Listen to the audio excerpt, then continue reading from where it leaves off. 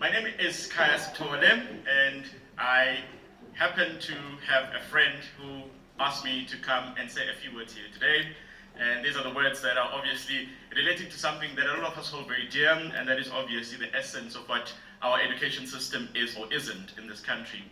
And I think whenever I try to reflect on conversations relating to what we're trying to do and how we're trying to do it, I'm always just fascinated by that idea that a picture speaks 1,000 words. It usually doesn't, but I think there is in one instance where it actually does do that. And this is a picture that was published a few years ago ahead of the national elections of South Africa. And why this picture is of interest to me is that obviously every society and every community has to have a particular purpose, and I think in the South African context, the idea of us trying to break down that picture and fixing it should be the one thing that unites us. I think we all understand the multiple manifestations of inequality, the multiple manifestations of the type of intersectional social problems that we have is something that you can capture with a picture of that nature, where some of us have access to resources and others have absolutely no access to anything. And of course, it is not desirable for this picture to remain in the form that it's in. And I think we might have seen examples of it in many years. And perhaps July 2021 was the single most cogent example of what it is that we could be facing if we do not address this. And there's also the realization that I've picked up over the years that education, and education in particular, has a particularly important role to play in breaking that down. And how we know this is that not only is education essentially the conduit towards, acquiring knowledge, but it's also very clear that there are strong correlations between access to education, access to quality education, success in education, and ultimately economic participation in one form or another. So I think it still remains a central conduit of us trying to fix that. There's many other things that we also need to do, but I've believed that education is probably the one instrument that activates a lot of the other instruments in one way or another. So when we do have that type of problem statement, it then becomes quite clear that we need to be able to ensure that this conduit that we talk about, the education system, is then able to help us address this. And why that is particularly important is that obviously if we retain the system of yesteryear, the system that as it was 10 or 100 or 150 years ago, we may not be in a position to address the issues that challenge us today, the issues that confront us today. Now, what we also do know is that South Africa's education system has got some interesting dimensions. One of these dimensions is the problem of how many people essentially regard traditional universities as the only pathway. And the reason that we ended up with that is that we underinvested in the alternatives, and in that underinvestment, they didn't become very particularly appealing, and when they don't become appealing, you kind of don't want to send people there. Now that has multiple connotations, it has multiple consequences that we need to be able to address as a country, and we haven't done so yet.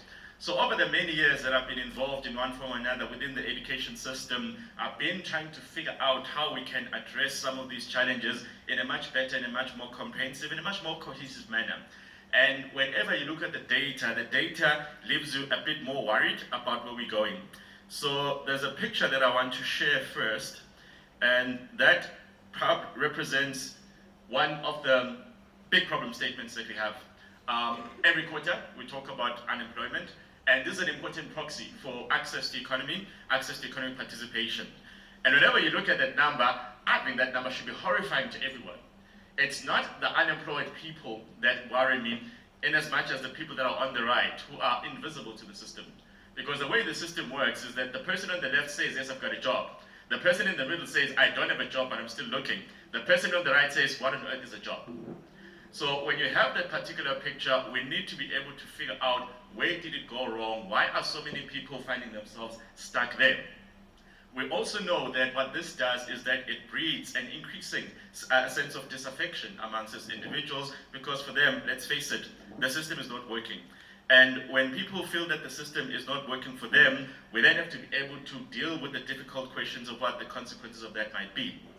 So what you then see when you're dealing with this particular problem is the question of, okay, are we underinvesting in education? That's what people tend to think of. And the answer tends to be, we're not spending enough, but we're not doing as badly as some people might think. Now, people might think that we're not investing enough because if you look at the outcomes, it says, well, clearly there's a problem here. But there's a question of the quality and the relevance of what we do. So when I was involved in academia, teaching accounting, for example, I used to have a very, very difficult problem that I would confront every single year. And that the system was not only lending itself to this binary exchange of information, where I stand up and I tell people what they should think, and then I expect them to think so. But accounting in particular is one of the most difficult problems that we have, in that it literally promotes and incentivizes the most binary thinking that you can have. So what we then saw was this gap that, okay, you want all of these people to then go out there and become business leaders. You want them to be able to apply their minds to issues of the day. And yet you spend the better part of their entire formal education system teaching them not to think. And I had a problem with that. So we started trying to think of different ways of getting people to embrace and interrogate issues much more beyond what the debits and the credits were. And that's still an ongoing problem. There was a curriculum development process that they undertook at UCT, and they created a new curriculum altogether. They created a new module called Business Analysis and Governance. And what this module sought to do is that it tried to break the silos that existed in the way we teach accounting, because we tend to teach across 4 silos. We teach tax, we teach auditing, we teach finance, and we teach accounting itself. And what you saw that there were a lot of accounting students, very brilliant, because you can see that they can think, but they simply couldn't apply their mind to anything that was multidisciplinary and intersectional. And what that did say to me is that, look, we're spending a lot of money training accountants. I mean, they do consume a particular size of a higher education budget because, they occupy these spaces. And yet, once they leave, you kind of feel that you're worried about what they're going to do and what they're going to say to the world out there. So that was one way in which that particular module sought to address the problem. But unfortunately, it was not a universal practice, so you didn't see everyone doing it, and for me, that became a bit of an issue itself. And when we then start thinking about, okay, the type of curriculum that you need to have in a country like ours, it is a country where until we do things differently, we're going to be confronted with these numbers, where clearly a lot of individuals who having that access to these pathways to success then become much more reliant on the state. Now that becomes this particular loop where the greater the reliance is on the state, the more the state feels pressed, and then the state then starts under-investing in education. As you've seen in the current problems that we have in the basic education system, where suddenly somebody's realized that we're kind of running out of money. But education is the one place where you kind of cannot argue that you're running out of money. You need to be able to find better and different ways of doing things. So when I started thinking about, the type of curriculum that we need for the country that we're trying to solve for, it became very clear that the binary approaches of yesteryear are no longer where we need to go. What we need to be able to do is to be able to enable those that go through our hands in the form of students to be in a position to meaningfully apply their knowledge to the type of problem statements that are going to confront them when they see the world out there. And that simply means that we need to be able to break down the silos that exist traditionally, and we need to be able to figure out a way of how to connect with an audience that, I must confess, is very different to where we were many years ago. And there's always this very interesting problem that I find when I go back home, because many years ago, when we were in school, matric was very difficult, it was very challenging. And if you got an A in maths, it was like a big thing. Everyone was like, you aced it. And over the years, we've seen many more students are able to get to those particular marks, but able to get to those particular levels, but it's still unclear whether that translates to ultimately better outcomes in the long run. And a few years ago, the government actually conducted an analysis. What they were trying to do is they were trying to figure out, so what happens once people actually get into education, what are the outcomes out there, and that particular report showed us some very disturbing trends and some very concerning issues out there.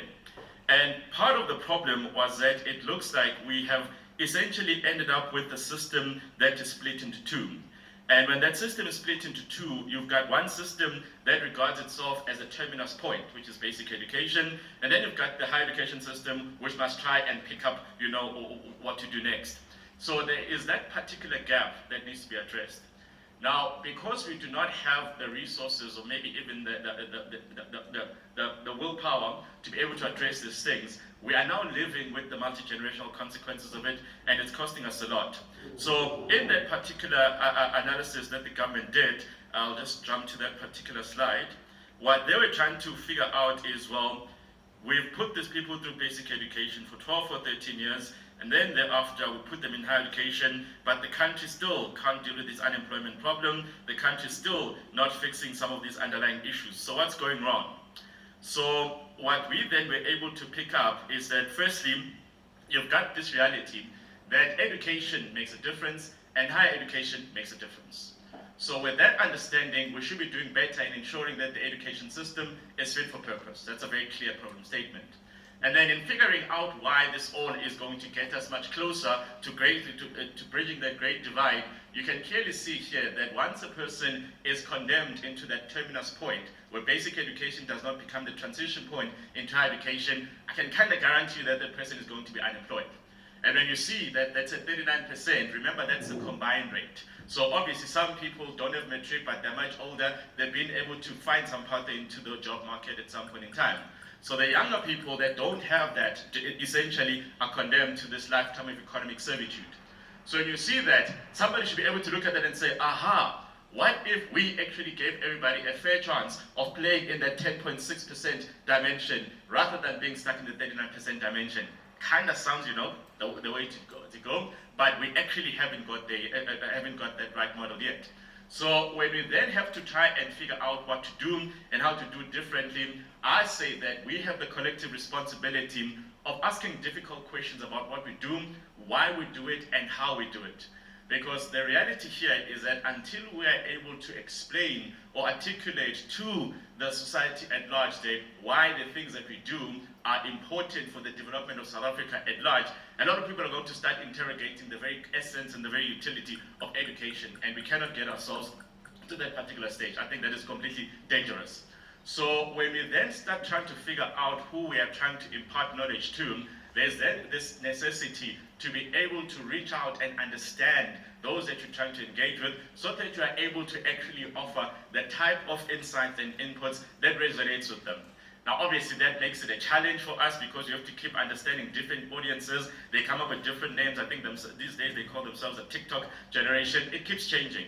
But that is the responsibility that you sign up for when you get into the teaching space.